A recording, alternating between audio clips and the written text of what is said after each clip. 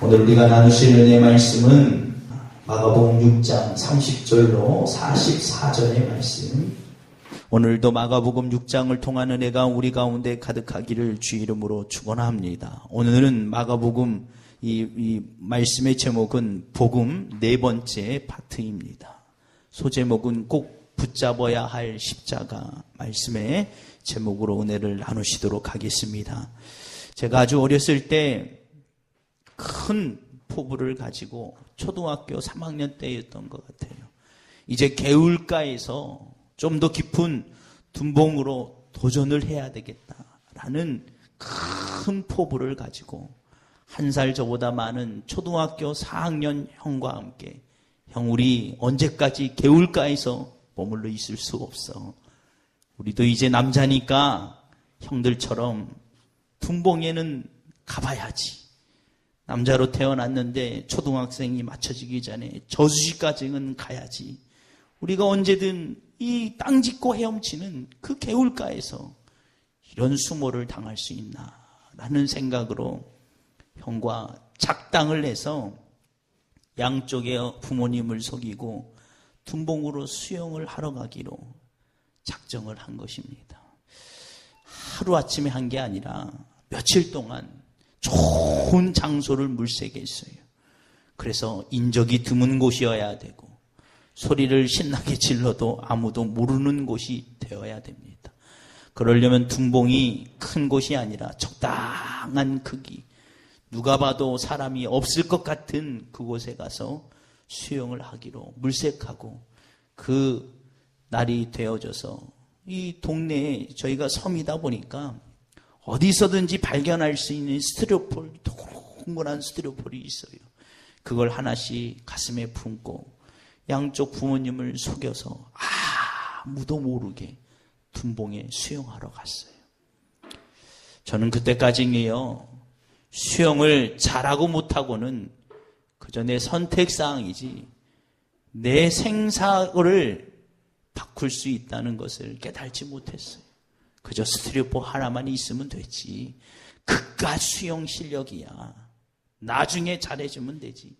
뭐 그깟 거 지금 잘하면 뭐 하겠어. 그리고 형과 함께 손을 붙잡고 그 둔봉에 간 것입니다. 스티로폼 위에서 둘이 신나게 재밌었어요. 어떤 생각이 들었냐면 수영 실력 그거 별거 아니다. 동네 중학교 형들, 고등학교 형들이 저수지에서 수영하는 거 보면 그렇게 부러울 수가 없었어요. 저까지 거 뭐 수영하는 거 별거 아니야. 이 스티로폴만 있으면 아무것도 아니야 라고 생각했을 때쯤 스티로폴이 빠지는 바람에 물속에 잠기게 되었다는 거예요. 물을 한 2번 정도 먹으니까 이제 죽는구나 하는 생각이 들기 시작하고 마치 영화에서처럼 이제까지 살아온 9년간의 긴 인생이 필름처럼 싹 하고 지나가는데 이게 실제로 있을 수 있구나. 영화가 허상이 아니었구나를 그때 깨달았어요. 그리고 물을 한 3번쯤 먹었을 때쯤 생각했어요. 그 믿었던 스티로폴, 그래도 나보다 1살 많은 그 친척형을 믿고 왔는데 옆에 보니까 친척형도 같이 물을 먹어가면서 오르락내리락 하고 있어요. 그 믿었던 스티로폼은 이미 저쪽에 떠나 있고 우리는 둔봉 중앙에서 물을 서로 먹어가면서 이제 죽는구나. 여러분, 장소가 기가 막히지 않습니까? 죽기에 딱 좋은 장소를 우리가 실은 구한 거였어요. 아무도 몰라야 돼. 만일 둔봉에서 수영하다가 우리 엄마에게 걸리기라도 하면 빠져 죽는 것보다 마저 죽는 게 싫었는지 사람이 없는 곳을 고른 거예요. 시골에 아무래도 시골은 인적이 드문데 그것도 더 드문 곳을 찾았으니 딱 죽을 자리를 찾아간 거죠, 둘이. 결국 물을 3번 정도 먹었을 때 제가 정신을 그때 하나님이 그러니까 살리시려고 했던 것 같아요. 안 그랬으면 꼼짝없이 거기서 죽었어요. 그 둔봉의 흙탕 물 속에서 아무리 발버둥을 쳐도요, 물 밖으로 나갈 수가 없어. 그런데 물속 깊이 잠겨있는 논의 호수를 대려는 그 호수를 보고 제가 그 호수를 붙잡고 기어 나왔어요. 그 모습을 보고 그 한 살 형도, 그 믿었던 형도 오히려 저를 보고 따라 나와가지고 둘이 살았다는 것 아니겠습니까? 여러분, 제가 그때 느낀 게 뭐냐면 수영 실력은 선택사항이 아니라 물속에 있는 우리에게는 필수 조건임을 깨달았다는 것입니다. 여러분, 제가 서두에 이 말씀을 드리는 이유는 믿음의 실력은 선택사항이 아니라는 거예요. 누구는 믿음 좋을 수 있지. 믿음은 좀 누구면 떨어질 수 있지. 선택사항은 아니라는 것입니다. 여러분, 누군가에게요, 물속에 빠져 죽어가는 그에게는 믿음은 선택이 아니라 그를 생명에서 죽음에서 생명의 길로 인도할 수 있는 유일한 바로 지푸라기와 같고 동아줄과 같은 것이 믿음의 실력이라는 거예요. 더군다나 오늘 본문에 나오는 오병이어의 이적은 바로 그 당시의 제자들에게 믿음의 실력이 왜 중요한지를 분명히 밝히고 있습니다. 이제 예수님은 사역의 2년차를 접어들면서 마가복음 6장에는 파노라마처럼 예수님의 여러 가지의 사건이 쫙 기록되고 있어요. 그 가운데 오병이어와 그 다음 구절에 나오는 폭풍 위를 걸어가시는 예수님의 장면이 연결 구조로 갖추고 있다는 거예요. 우리는 여기서 믿음의 실력이 얼마나 중요한 것인지, 믿음이라고 하는 것이 그저 내게 선택사항이 아니라 곧 믿느냐 마느냐의 실력은 곧바로 직결되는 것은 마지막 순간에 구원을 받을 수 있느냐 없느냐의 큰 기로점에 서게 한다는 것임을 분명히 오늘 말씀에서 우리에게 일러주고 있다는 거예요. 그뿐만 아니라 오늘 본문 말씀의 6장에 나오는 당시의 배경 제자들에게 하고자 하는 말씀은 믿음의 실력은 선택이 아니라 꼭 갖춰야 돼. 그들의 앞에 인생에 닥쳐오는 수많은 고난 앞에 그들을 유일하게 붙잡게 하고 일어설 수 있게 하는 것이 믿음이라고 하는 것을 그들의 하여금 간접적으로 알려주고 있다는 것입니다. 여러분, 그러면 우리는 다릅니까? 아니요, 우리 인생도 똑같아요. 여러분, 우리 인생에도 큰 파도 앞에 서 있는 것과 같은 인생의 수많은 폭풍우가 언제 밀어 닥칠 수 없을 만큼 큰 고난 앞에 서 있다는 거예요. 여러분, 제가 이번에 민방위 교육을 받으면서 한 가지 체험했는데 그게 무엇이냐면 지진 체험이에요. 이 지진이 일어나게 되면 피해가 이루 말할 수 없이 큰 거는요, 태풍은 예보가 돼요. 적어도 하루 전, 몇 시간 전에 이런 폭풍이 이런 속도로 밀어닥치고 어느 정도의 경로를 이동해 가니까 이 주변 분들은 대피하시고 미리 해야 돼요. 그렇게 예비하는데도 피해가 심각하잖아요. 그런데 이 지진은 예보할 수가 없어요. 불현듯 갑자기 밀어닥치기 때문에 지진으로 인하는 피해는 더 클 수밖에 없다는 것입니다. 알고 당하는 것도 힘들지만 모르고 당하는 인생의 지진과 같은 일이 우리 인생에 분명히 있다는 거예요. 고린도 전서에 보면 그와 같은 말씀이 있어요. 인생의 장막이 흔들릴 날이 오네. 여러분, 인생의 장막이 흔들릴 날이 와요. 지진을 경험하는 사람들의 공통점은요, 이건 우리가 생각하는 것처럼 건물이 흔들리는 정도가 아니라는 거예요. 땅 전체가 흔들려대니까 이거는 정신을 차릴 수가 없다는 거예요. 상상 그 이상으로 정신력이 무너져 내린다는 것입니다. 그저 그냥 건물이 무너져 내리는 것도 무섭지만 이 지역 전체가 땅이 자꾸 흔들리니까 이건 도대체 정신을 차릴 수가 없다는 것입니다. 여러분, 성경은 우리에게 분명히 이와 같은 때가 오고 있고 그것이 분명히 오는 것임을 우리에게 지적하고 있어요. 여러분, 누구나 삶의 세월이 흐르면 육신의 장막이 흔들려 아무것도 남지 않은 마지막 육신의 첫 번째 죽음인 심판대에 서는 날이 있음을 경고하고 있다는 거예요. 이때 무엇이 필요합니까? 믿음의 능력의 실력이 필요해요. 여러분, 이 모든 것을 통틀어 뭐라고 하냐고요? 복음이라고 하는 거예요. 여러분, 우리 스스로의 현재의 상태를 발견하고 우리가 할 수 없는 것을 깨닫고 다시 우리가 바라볼 것을 바라보고 그 삶의 모든 과정이 복음이라는 거예요. 그 복음의 열쇠를 쥐고 계신 예수님께서 이 땅에 오셔서 그 모든 길을 열어주신 겁니다. 그래서 복음의 핵심은 예수 그리스도라는 것입니다. 그러면 오늘 본문의 오병이어의 이적을 통해서 예수님은 제자들에게 무엇을 알려주고자 합니까? 믿음의 실력이 무엇인지를 깨닫게 해주시는 것입니다.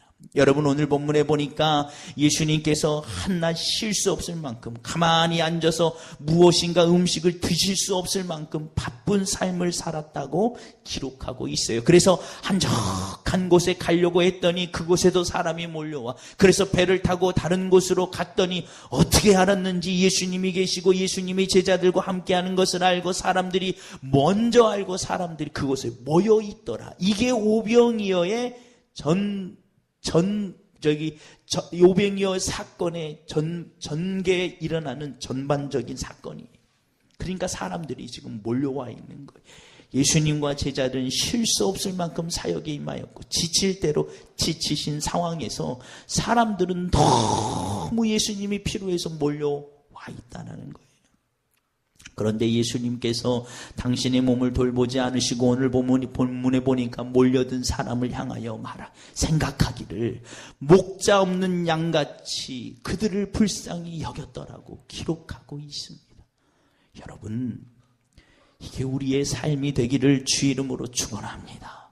우리는 날마다 목자 없는 양 같은 그들을 향해 복음을 가지고 나가는 삶의 결단이 있어야 된다는 것입니다. 어쨌든 거두절미하고 돌아가면 여러분 본문에서 보니까 사람들이 몰려와서 그들을 불쌍히 여겨 말씀을 가르쳤다라고 기록하고 있어요.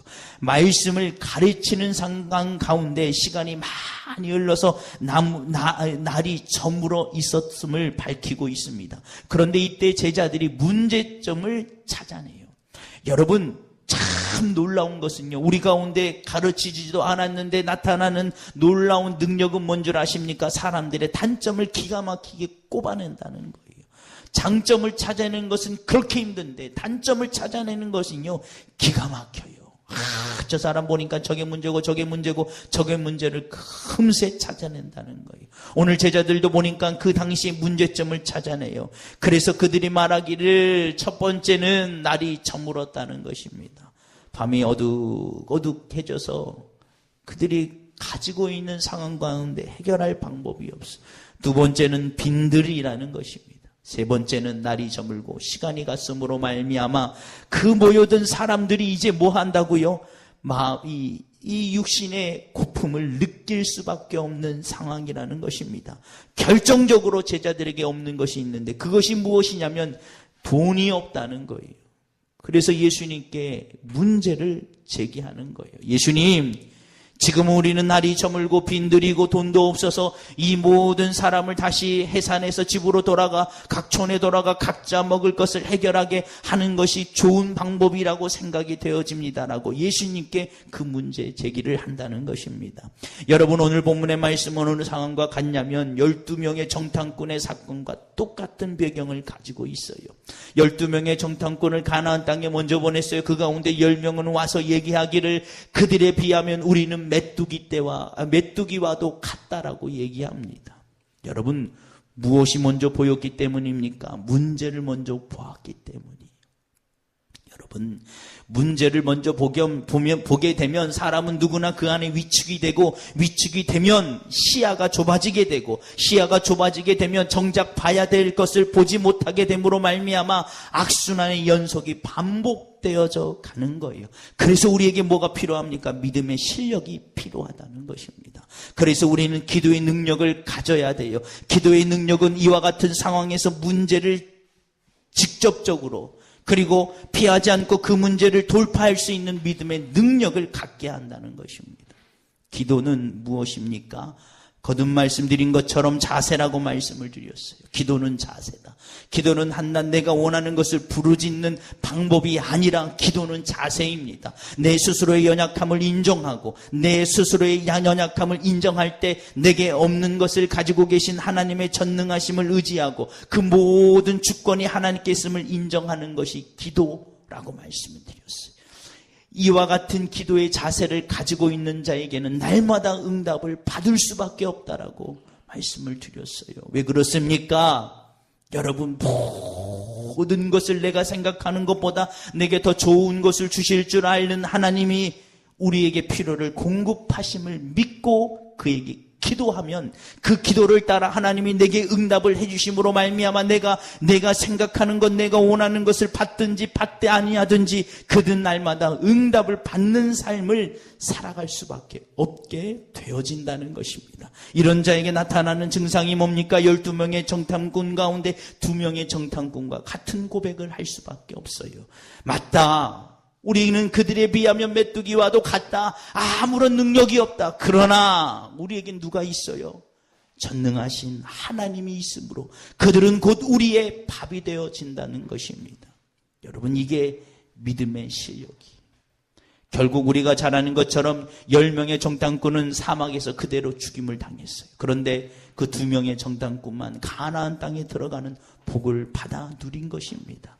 믿음의 실력은 선택이 아니라 뭐라고요? 곧 구원과 직결하는 것을 볼 수 있어요. 여러분, 오늘 제자들이 무엇을 봐야 돼요?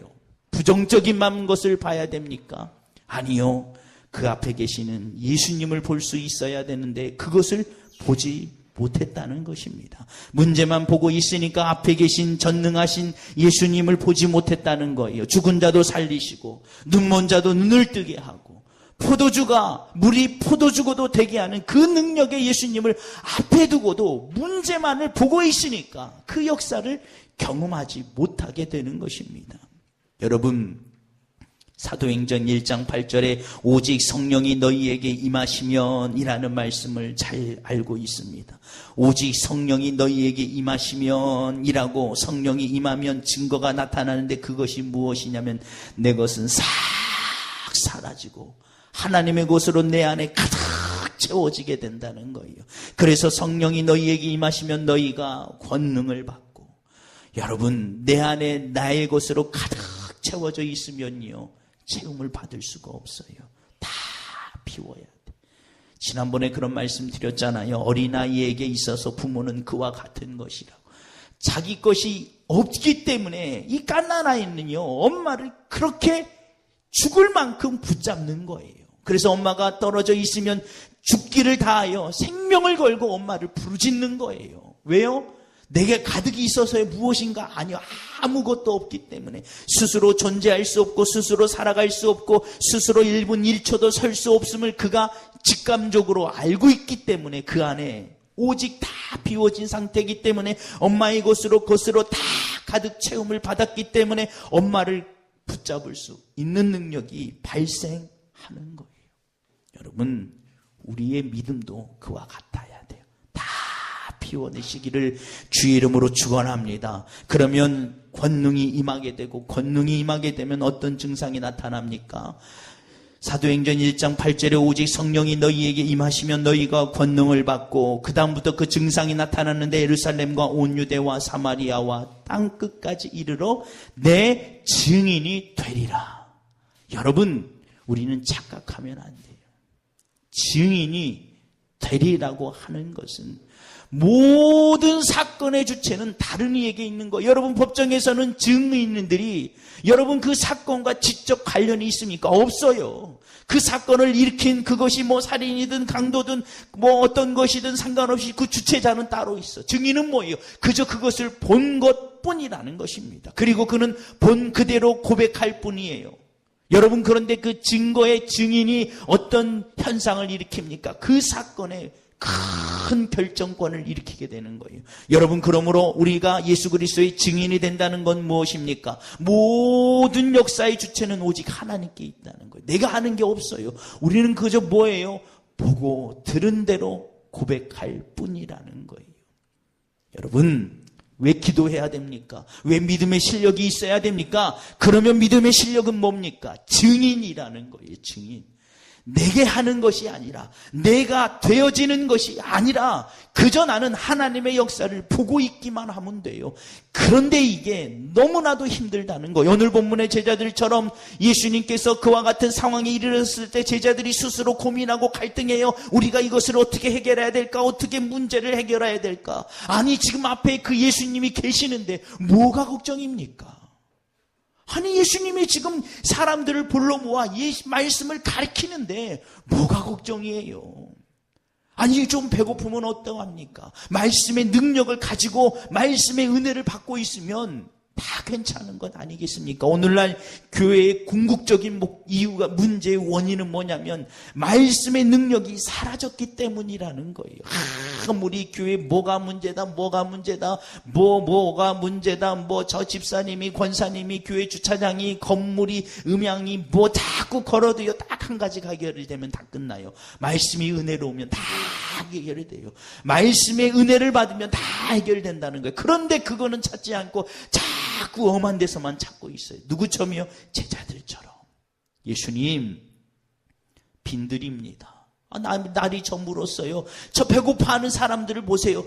뭐가 걱정이에요? 예수님이 말씀을 증거하고 있고 그거 은혜를 받으면 다 해결되는데, 여러분, 처음부터 잘못된 방법으로 나갔다는 것입니다. 여러분, 제자들은 그것을 말하는 게 아니라 예수님이 앞에 계시니 뭐가 문제가 되겠습니까? 여러분, 믿음의 실력은 뭡니까? 그저 바라보고 있는 것. 인내하며 하나님이 일하시게끔 우리가 그 모든 것들을 순종하는 것임을 여러분 믿으시기를 주 이름으로 축원합니다. 그러면 우리가 증인이 됩니다. 증인은 그저 보고 들은 것을 고백하기만 하면 돼요. 그러면 그 역사는 하나님께서 일으키심을 믿으시기를 주 이름으로 축원합니다. 그런데 이게 믿음의 실력이 어디에서 작동하냐면 그 다음 단락에서 작동해요. 예수님께서 오병이어의 기적을 일으켰어요. 오늘 본문에 보니까 장정만 5,000명인데 당시의 숫자의 계수법을 이해하면 어린 아이와 이 여인과 노인은 숫자에 계수하지 않았어요. 그러니까 장정만 5,000명이면 아마 어림잡아서 다 합하면 2만 명의 이상을 다 먹은 거예요. 뭘로요? 물고기 2마리와 보리떡 5개로 먹였어요. 먹이고도 12바구니가 남았다라고 기록했습니다. 여러분, 분위기가 어떨까요? 너무 좋지 않겠습니까? 이런 교회 다니고 싶지 않겠습니까? 그냥 기적이 막 나타나고 역사가 나타나고 막 제자들이 얼마나 신났겠어요. 보리떡 5개로 막 그것을 띄워주는데 떨어질 줄 알았는데 계속 생기는 그 과정을 보며 얼마나 신났겠습니까? 그렇게 한참 흥이 오를 대로 올라 그 빈들이 이제는 아까 제자들이 얘기한 것처럼 부정적인 조건이 아니에요. 빈들이 아니야. 하나님의 은혜가 가득 차 있고 충만한 가운데 거하는 곳입니다. 그런데 예수님이 제자들을 급하게 배를 태워 강변으로 보냈다라고 기록하고 있어요. 여러분, 교회의 사명은 여기에 있어요. 교회가 은혜 받고 성령 충만하면 우리 안에서 좋은 것도 좋지만 여기에 머무르면 썩을 수밖에 없어요. 여러분, 그래서 본문에서 나와 있지는 않지만 마태복음과 요한복음에 뭐라고 하냐면 그들이 이 오병이의 이적을 보고 그들이 얘기하기를 예수님을 임금 삼을까 하여 그들을 빨리 배를 태워 보냈더라고 기록하고 있어요. 지금 제자들은 뭘 본 거예요? 하나님의 역사를 보았어요. 그런데 이게 뭐로 변할 수 있어요? 인간의 욕망으로 변질될 수 있다는 거예요. 여러분, 그래서 교회 안에서 하나님의 치유의 역사가 나타나면 동시에 다발적으로 경계해야 될 게 사단의 시험이라는 거예요. 하나님이 하셨는데 마치 내가 한 것처럼 여러분 착각을 일으키게 되면 그 순간 마음이 틈타게 되고 결국 하나님의 영광은 사라지고 다른 목적으로 교회가 다른 방향으로 가게 된다는 거예요. 그래서 교회는 모이면 기도하고 흩어지면 복음을 전해야 된다는 거예요.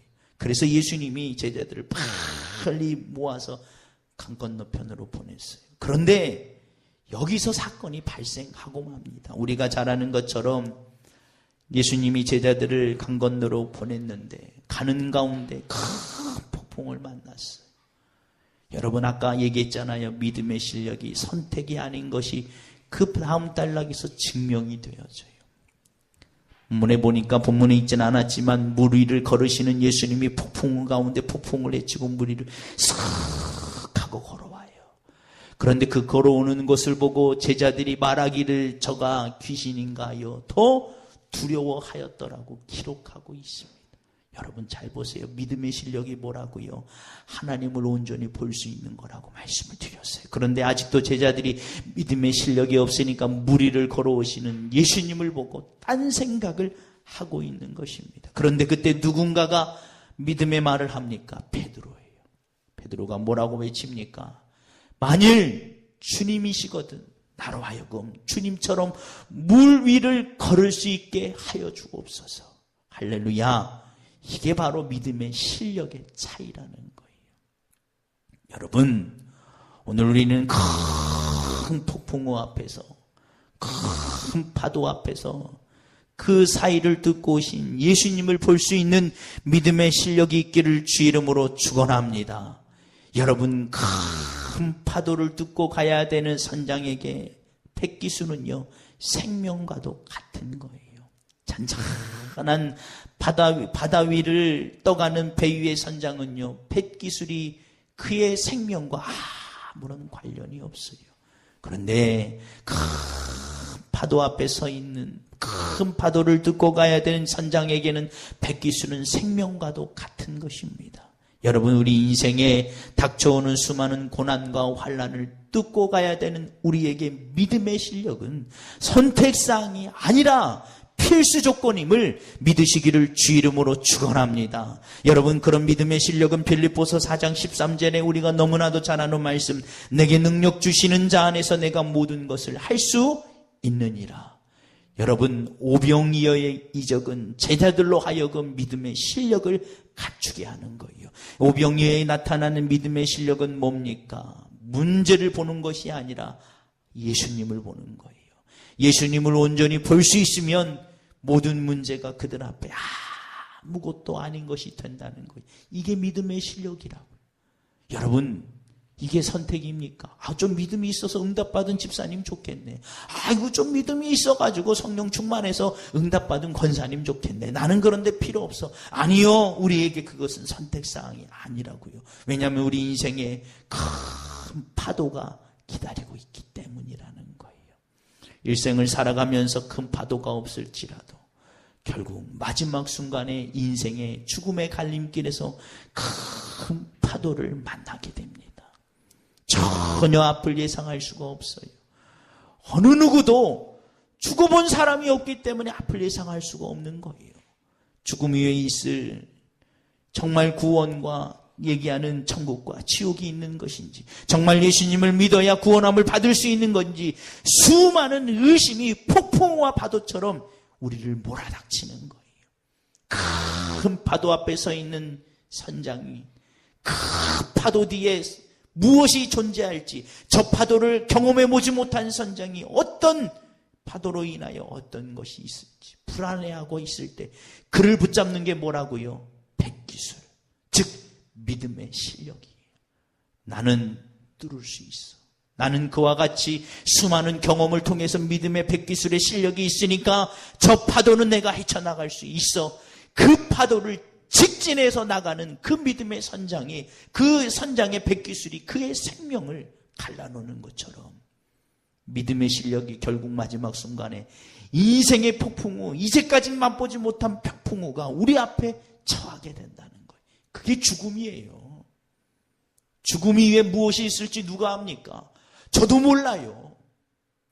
아무도 몰라요. 왜요? 죽어본 사람이 없으니까. 그런데 맞닥뜨리게 지면 그 순간 보게 된다는 거예요. 옆에 그때는 도울 사람도 없어요. 믿음의 실력이, 이 믿음의 형제가, 믿음의 부모가 필요 없어요. 죽음에 이르렀을 때 나 혼자 그 앞에 큰 파도 앞에 맞닥뜨려야 돼. 그런데 그로 하여금 그 폭풍우를 뚫게 하는 건 뭐라고요? 믿음의 실력. 빌립보서 3장 13절에 나오는 것처럼, 4장 13절에 나오는 것처럼 내게 능력 주시는 자 안에서, 내게 능력 주시는 자 안에서 내가 하나님을 보고 예수 그리스도 안에 있을 때 내가 능치 못함이 없게 되는 것을 그가 믿는 것이 실력이라는 거예요. 내게 있는 것이 아니라 하나님께 있는 것입니다. 그래서 어떠한 폭풍우 앞에서도 두려워하지 않는 거예요. 그래서 마지막 순간에 믿음의 승리를 쟁취할 수 있다는 것입니다.